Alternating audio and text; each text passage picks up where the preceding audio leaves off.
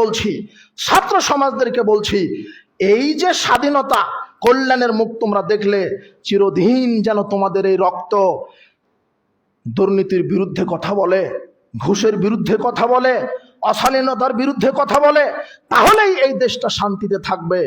আল্লাহর কাছে আমরা এই দোয়াটাই করি, আল্লাহ তুমি বাংলাদেশকে দুর্নীতি মুক্ত, ঘুষ মুক্ত, জেনা মুক্ত একটা প্ল্যাটফর্ম, সুন্দর শান্তিময় দেশে পরিণত করে দাও।